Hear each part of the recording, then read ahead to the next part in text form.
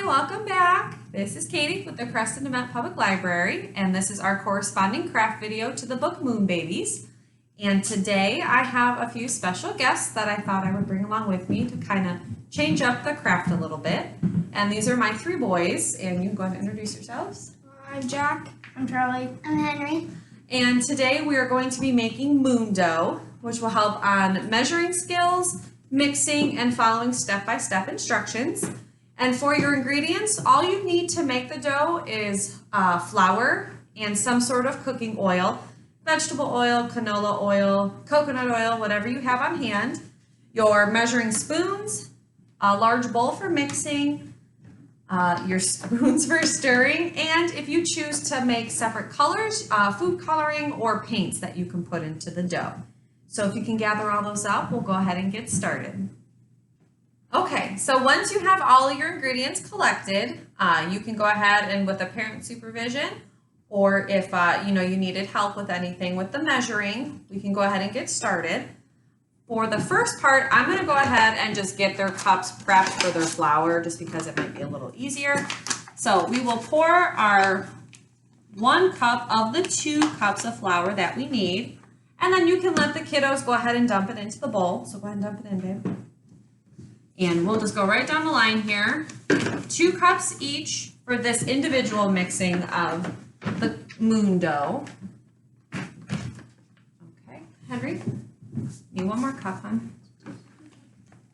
All right, and if it gets a little messy, that's okay. I tend to work with things that get a little messy. Do you have your cup? Okay, so 2 cups flour, approximately. Yeah, it should be really soft. Alright, so I'll set this off to the side. And our next ingredient here, we will add our oil, and that is 1/4 cup of oil. Henry, can you get the smaller cup?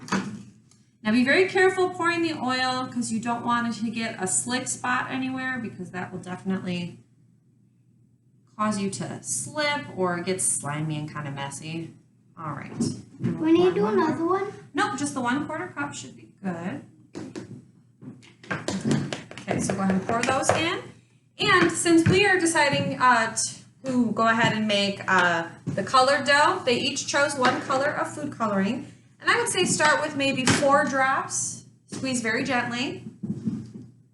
Just kind of in different places around the flour. 4 drops down. Yep. And then you guys can start mixing. Okay. And you want to mix it together really, really well, because that changes the consistency and the texture of the sand. So if you get it together really well, and if we have to add a little more flour or a little more oil, we can, just per individual. More green stuff. It's not really true. All right, and if you need to add more food coloring, we can do that too. So let's try a few more drops here. Like 5? I would say 4 or 5 maybe. My favorite part is the mixing. You like the mixing? I kind of like the mixing too.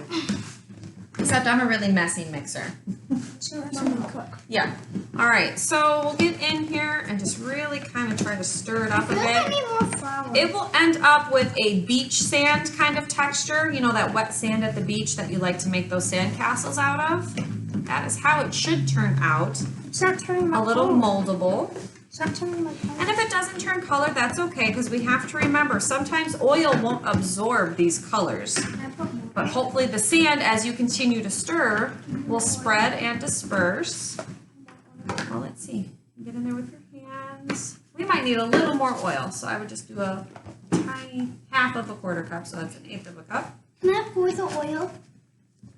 You know, Jack, do you want to go around and kind of get everybody else a little more oil? Yeah. And so, yeah, if you want to kind of mix and knead it in there with your hands, that might help with the texture as well.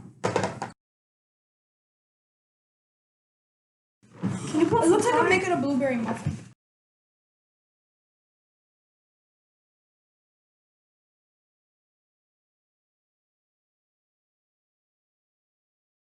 I think we just like the food color. And just be careful with food coloring though, because it will stain your skin. And if you're looking at going anywhere anytime soon, you could walk out like I am, like a Smurf right now. Yes, and you need to be very careful about the food coloring. Wait, will it stain you forever? No, if you wash your hands really well. Can I test out? Well, there's still a lot of like little. And that's okay.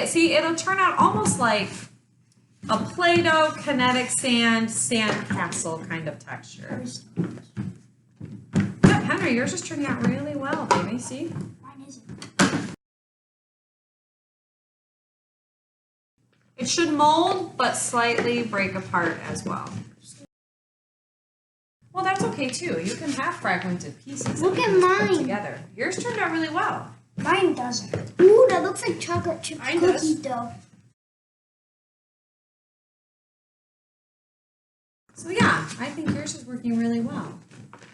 If you have to squeeze a little hard to I'm break trying it. to. And if you're working with toddlers and they happen to take a little bit in their mouth or a little bite, this is why we use non-toxic material. It's not going to taste really great, but you don't have to worry about if they do get a little bit in their mouth. So I wouldn't taste it. It probably would not taste very good.